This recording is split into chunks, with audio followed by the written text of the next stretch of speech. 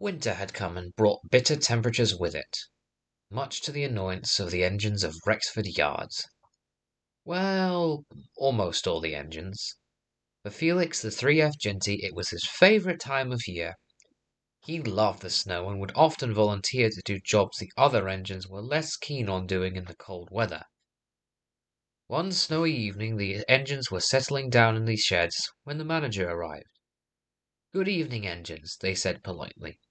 "I'm sorry to disturb you all at this hour, but a supply train with coal for the local villages has arrived late, and I need someone to deliver it." The other engines looked to Felix, who was already beaming brightly. "I'll do it, sir," he said happily. The manager gave a grin. "Somehow I knew you'd say that. Very well, the job is yours. The trucks are already in the siding waiting for you, although be warned, the snow is due to pick up later, so be prepared to stay the night in the hills just in case." Felix gave a polite nod, or the closest equivalent an engine can give to a nod. As the manager left, Seamus looked at Felix with concern. "Are you sure you'll be all right, lad?" he asked. "After all, it has been a while since you've been alone at night, and the last time you were didn't end very well." For a brief moment Felix faltered, but was able to return a smile. "Oh, I'll be all right. It's only a quick trip after all, and besides, that's only if I end up getting stuck due to the snow." Seamus's concern dissipated slightly, and he smiled back. "All right, lad. Just take care of yourself when you're out there." Felix whistled politely as he left the shed. He collected the trucks and headed down the branch line. As he went between the villages, the snow began to pick up. At first it was tolerable, but with each passing station it became harder and harder to see, and by the time he reached the last village, the snow had turned into a full-blown blizzard. Felix's driver looked at his cab. "Welp," he sighed, "there's no way in hell we're getting home in that." "Aye," replied the fireperson. "To do so would practically be suicide. Sorry, Felix, but it looks like we're stuck here. At least until the blizzard stopped." Felix began to feel a little uncomfortable. He knew what this meant. The driver smiled. "Never mind, lad, you'll be all right. There's a shed here, and you can spend the night in. Much better than staying out in this weather." Felix didn't feel so certain. He was moved into the shed, the driver and fireperson said good night, and they headed off to find the local inn to spend the night. Felix was all alone with nothing but his thoughts. For about a minute. Bonjour! Felix jumped. Next to him was a small tender engine. From her appearance she was smaller than Layla, yet her tender looked twice as large as hers. "Oh, I'm sorry," he stuttered. "I didn't realize there was anyone else here." The engine smiled. "No need to apologize, mon ami. I must have been asleep when you arrived." Two engines sat in silence for a while. Then Felix spoke up. "Forgive me for asking, but why have I never seen you before? I may not leave the yard that often, but surely I would have heard of you." The engine's smile lowered a little. "I operate so quickly and quietly that your friends rarely notice me." Felix looked at the engine sympathetically.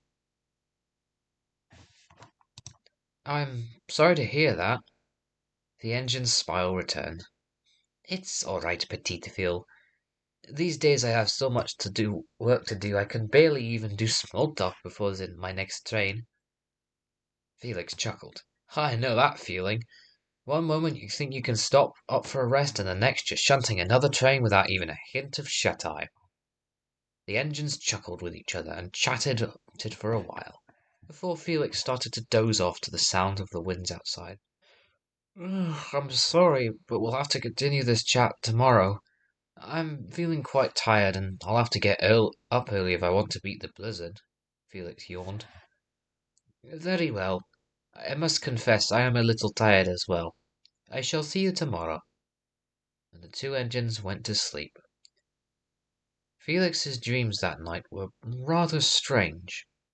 In them he experienced flashing images, Sounds of blades clashing against each other, soldiers in identical uniforms attacking an unknown enemy and being led by what appeared to be religious folks in robes. And then silence. Felix's eyes twinkled open. From the view of the shed window it was still dark outside, although by this point the blizzard had passed and it had now returned to a light snowfall. It was then he noticed a light breeze coming from the front end of the shed. His eyes drew up towards the shed doors. They were partially open. He then looked at his side to find the berth next to him empty. Huh.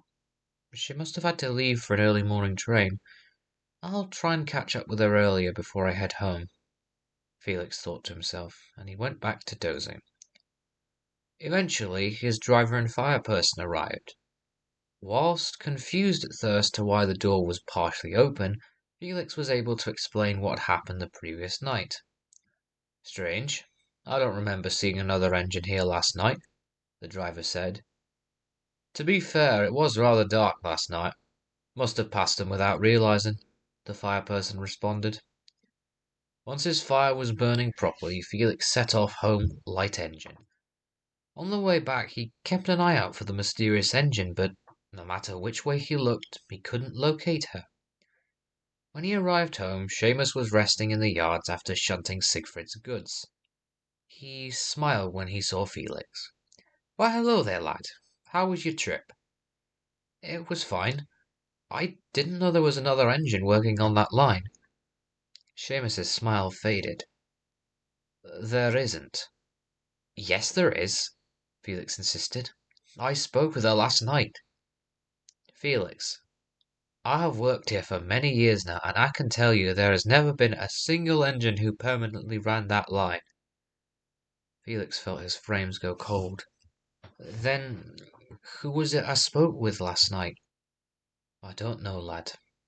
I really don't know.